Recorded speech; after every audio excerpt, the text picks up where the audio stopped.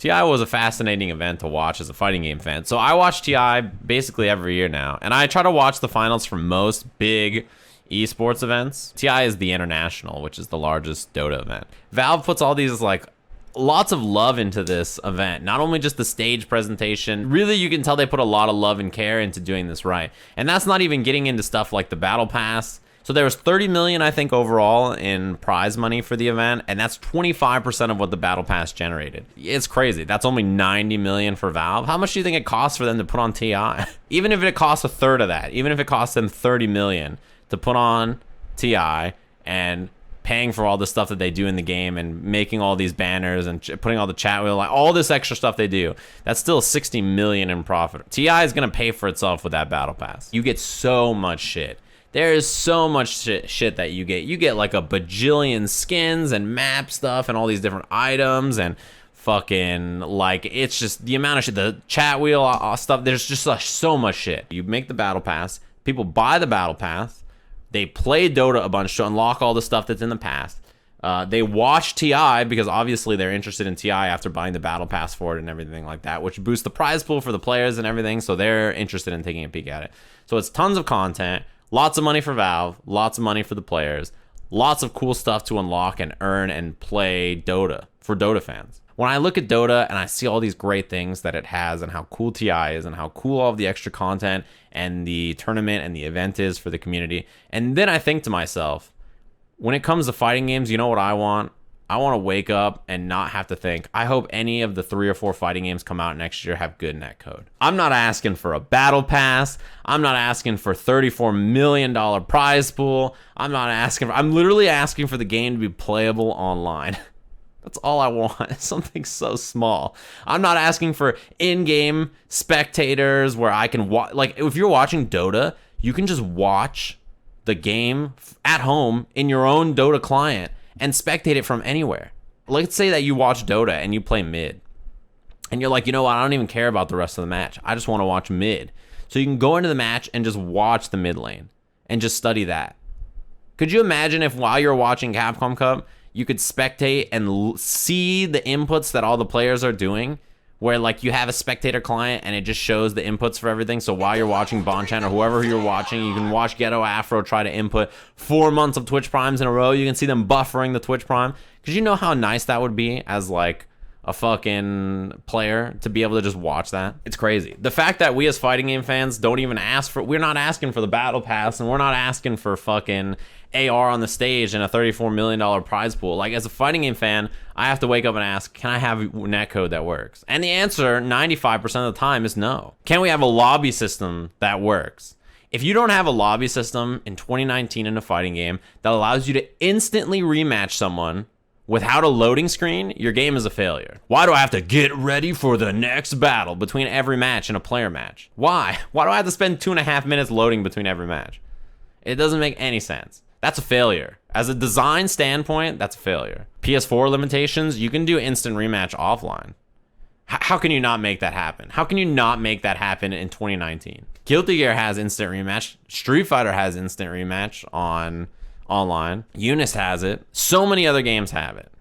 It's unbelievable. You guys, this is the problem with fighting game fans. You guys are all already making excuses. They're like, well, you know, because of the way the hair blows in the wind, and, you know, you sound like a real bitch right now. Don't do that. Demand that the fighting games you play are better. Ask for what you want. All of you sound like stupid bitches right now. You're like, well, you could just beat me up and take my lunch money. I'll pay $60 for a game with bad netcode, no tutorial, and no instant rematch. It's the best fighting game out right now. Shut the fuck up. You should ask for so much better than that. You're a human being. Why the fuck would you waste your time making excuses for people who are selling you a product that should be better than that? Why is it that the best fighting game netcode ever created was made in 2013? It's been 6 years. And you're telling me somebody can't make better netcode? 6 years. I can't play somebody else in the same country as me in 2019. How come the best netcode made for a fighting game was made 6 years ago? And now in 2019, games are coming out with shitty delay-based netcode that is not good. To watch an event like TI and see what Dota does, and then come back to fighting games and think to yourself, you can't get lobbies to work, you can't have good netcode, you can't have instant rematch. The thing is that fighting game fans just look past all this. But if you compare it to any other genre of game, the things that exist in fighting games would be unacceptable. It's very simple things you're asking for. There are already fighting games that have solved everything that I'm complaining about. It's just the problem is, for some reason, they can't look within their own community and just do the exact same things other people are succeeding on. KI in 2013 had netcode that's incredibly good. Why is it that not every fighting game company on the planet since then has said that is a solved solution? When GGPO came out, why didn't people think to themselves, that is solved? This is it. This solution right here it's a solved solution. Netcode can be good. There it is. Okay, well, because that's solved, I don't even have to come up with a solution. It exists already. Licensing GGPO is not expensive. It's right there. I can just take that and put it in my game. Wow. Guilty Gear has this lobby system where people can instant rematch on these cabinets, and it fits 8 players in a lobby or whatever at the same time, and you can just instantly play each other. Wow, that seems like a pretty good lobby system. And oh, this game also has instant rematch where you can play against other people. That seems really useful. That's solved. That's a fantastic idea. Oh no, it's gonna load between all of our matches. Why? It's insane. The only fighting game companies that really pay attention to any of this shit is like the American companies like NRS, right? NRS was like, damn, our netcode's fucking trash. Well, what should we do? We should spend tons of money and time completely rebuilding Mortal Kombat X from the ground up, and then now we'll have good netcode. And NRS has great netcode. NRS Lobbies, they have added tons of new systems and features. NRS's training mode has improved a ton over the years, and it was already very good. And it's the best-selling game of 2019. Everybody's like, oh, you know, fighting games, you know, it's budget. They don't have a lot of money. Doing it right is hard. Shut up. Shh. Stop making excuses. NRS did all of those things, and they're the best-selling game of 2019. The best-selling video game of 2019. You don't have to make excuses for them, because the things that they're fucking up on are already being done correctly by someone else in the exact same genre of game. So don't make excuses for these companies shitting the bed. And if it sucks, then don't support the product. Fighting game fans are so... I just see it in the chat room. As soon as I say anything like this is wrong, this game's not doing it correctly, you guys are like, well, but the thing is, no. Say it sucks and say it's trash. Just be honest. It's horrible. The fact that it's so crazy how horrible it is. You guys have Stockholm Syndrome. Like, you can just be honest. Like, Street Fighter V's netcode is trash. Tekken 7's lobby system is trash. Many games have horrible tutorial systems. The only game that has good netcode of the modern fighting games is like Mortal Kombat 11. Besides that, it's like Skullgirls. Skullgirls is not a new game. KI, not a new game. Like, if these companies don't want to, you know, fix these things, it is more than within your right to say that it sucks and it's trash. I still wish MK11 would let me practice while I'm waiting for online matches. That's another example of something that's been solved by other companies, where other companies are allowing you to queue for matches while you're in ranked. I don't understand, or while you're in training mode. I don't understand why that's not in there either. How insane is it that there's not a fighting game in 2019 with perfect netcode, a working lobby system that just makes sense, really good training, like a robust training mode with good features, and a solid tutorial mode? These are all standard things that fighting games should contain in 2019.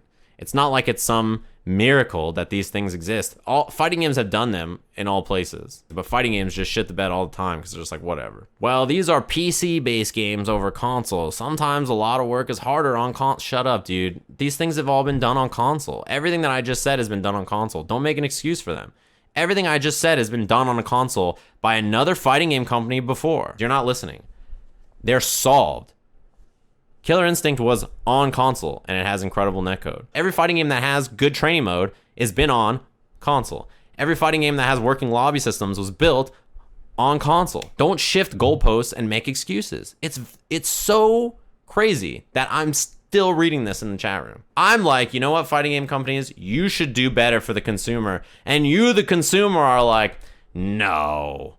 Why would they have to do that? I'll just keep eating and shoveling all the shit that they're feeding me. You're so stupid. It's unbelievable how stupid you are for saying that. I'm not asking for companies to do some huge stretch and do something crazy. I'm asking for netcode that works, the ability to instant rematch somebody online, working UI. Oh man, working UI. That should not be hard for a video game to have. In fact, if a video game doesn't have that, it just shouldn't ship.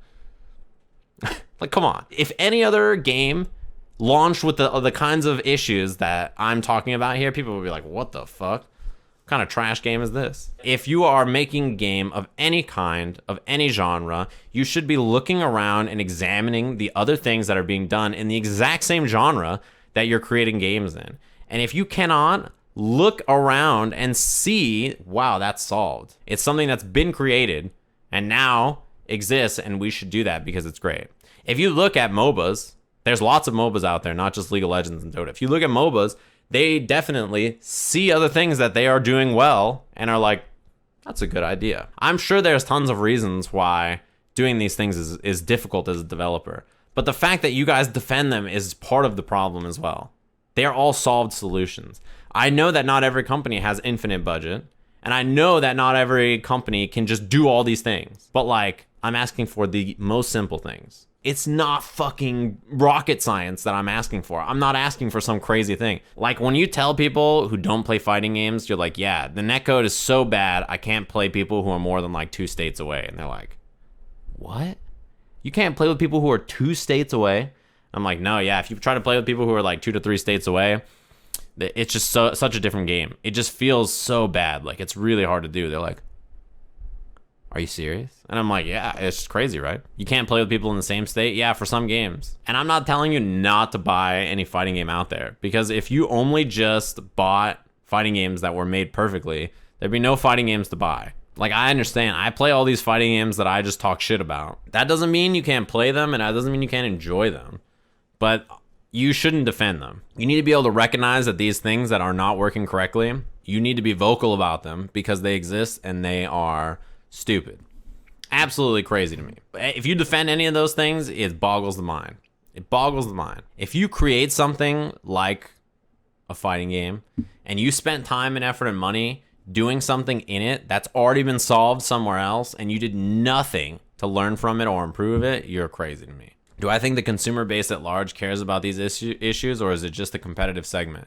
If the consumer base at large didn't care about these issues, then NRS games wouldn't be the best-selling games every time they come out. Marketing. I mean, they have big marketing budgets too, but how do you think they get players to stick around and play their games? Smash gets bought because, yeah, it's Smash, but then afterwards nobody wants to play that shit anymore because the netcode sucks. Diehard fans will just play through the lag and quality of life issues, but casual players will just immediately drop it and go do something else. They don't have a point to. How can a fighting game compete with modern games if every other modern genre, I can just play the game online against other humans? And when you try to play a fighting game online, it's fucking pulling teeth, right? Why would I spend time playing fighting games if I can just go play Apex Legends or Dota or League of Legends or TFT or, you know, any shooting, like CS or any shooting game or anything else that I want to play, Rocket League, and like I don't have any of these issues. I queue up for a match, I find a match. I play online, everything is fine. I don't have these crazy netcode issues. And if I do have it in like one game, it's like, okay, there's one game where I got connected to someone who's like, I leave, come back, next game's great. Someone says in the chat, I play Overwatch more than fighting games now because of netcode. I don't find that surprising, right? Not only the netcode, but there's so many incentives to bring you back to a game like that. They come out with new content. They come out with new skins and outfits. They have like competitive games happening where they point you towards that and they're like, hey, look at this cool competitive thing that we're doing also. I think MK sells because it's the most recognizable fighting game and the online is secondary. I think Street Fighter should be or is as big of a IP as Mortal Kombat. It's huge. Street Fighter is like worldwide phenomenal. It's huge. It should be humongous. But when it came out, it had such a horrendous launch that you're not going to build on the same kind of figures. NRS games are really well built for casual. They have so much stuff to do. There's a huge single player. There's tons of single player content. They have towers, which gives you unlocks and skins that constantly rotate in and out. So there's always new content and stuff for you to play. Unlockables for you to get and grind. There are, the netcode's great. Online, the UI is easy to do. The training mode's fantastic. It has all these things done right. Why do you think it sells so well? People are like, there's less people that show up to tournaments in Street Fighter. And it's like, okay. And what's your point? The game sold 20 billion copies, and there's 500 less competitive players at Evo from MK to this game or whatever. Okay, why does that matter for NRS? They made a much better product and game for general consumers, and now they're making a bajillion more dollars, and they support their competitive scene very well. If there's less players in it, that's fine. I don't think they care very much, to be honest with you. What's funny is, like, yeah, you mentioned that Dota, it was like super grassroots before Valve decided to step in and get involved with tournaments. And when they do stuff like that, you notice that the way they get involved, like, benefits the players, the viewers, everybody in the ecosystem, but also them. They step in always in a way that's going to make them money and also do something for the community. At Sajam, LOL, but games like MTG and Dota are such a different demographics and income level. They can milk a hardcore player, but typical FGC member ain't gonna buy that pass for costumes. It's not true. I don't know why that made up statement is said so often. It's not true. Mortal Kombat 11 is the best-selling game of 2019. Best-selling game of 2019. That means that everybody bought Mortal Kombat 11. People from all sorts of income levels and from all over the world bought it. I mean, that's the counterpoint right there. I don't need to say anything else. It's not true. The FGC's poverty shit is so stupid to me because when you attend fighting game events, you spend tons of money. Tons of money. Fighting game events are expensive to go to. Going to locals every week costs you gas money, costs you 10 to 15 bucks an entry. You got to eat some food while you're out there. You buy stuff at the venue. It costs you each and every week to go to a local, costs you like 30 to 50 bucks, right? 30 to 50 bucks a week to go to a local or something like that. To go to a major event costs you a $400 to $500 flight, like $200 or $300 in hotel room, and then it costs you $100 in entry for all the games you want to do, not counting all the games, not counting all the food, not counting all the Ubers, not counting all the everything else that you want to do. Each and every time you go to a tournament. Yeah, the CPT DLC that they sell every year adds like 200 grand to the CPT prize pool or something like that. Some crazy amount of money. Spent 150 bucks this week going 3 times to my locals. See that?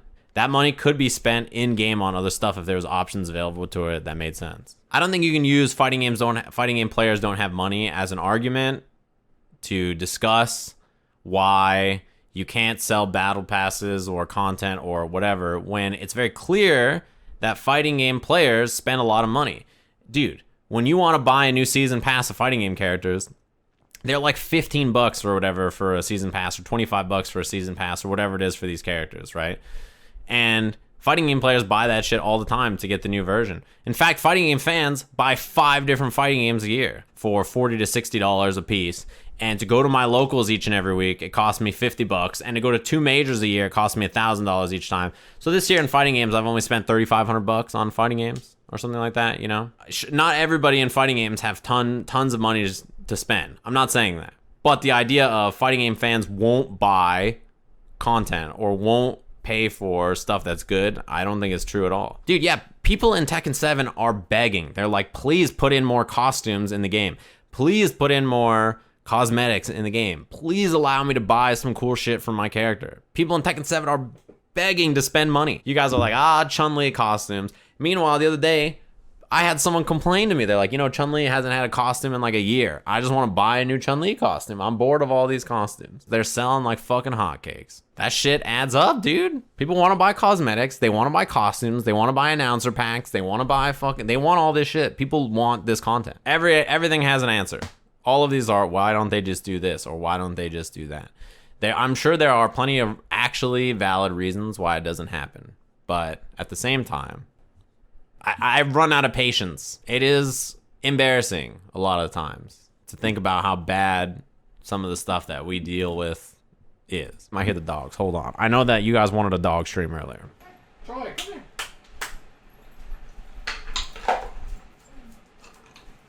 We've made it a dog stream for National Dog Day. Alright, you guys happy? You motherfuckers are so greedy. You know what's funny is you guys will all demand that these dogs show up, but when I say fighting games should have good netcode, you motherfuckers are like, well, I don't know about all that. You guys demand everything that doesn't matter. Where's the dog? Oh, netcode? We don't need good netcode. You shut the fuck up out there. Oh, well, Tekken can't have instant rematch because, the memory leak means that having instant rematch doesn't make sense. And it's much better to watch get ready for the next battle for 2.5 minutes than be able to instantly rematch another human online. Shut the fuck up. Quit making shit up. If your fighting game doesn't have good instant rematch and a good lobby system, a way to invite people and get them in and stuff, I can't hang out with you in 2019. You gotta go sit at a different table. You just can't hang out with me. You're not cool enough. It's absolutely embarrassing that a game in 2013 is what the standard of 2019 cannot reach. How unbelievable of a statement is that?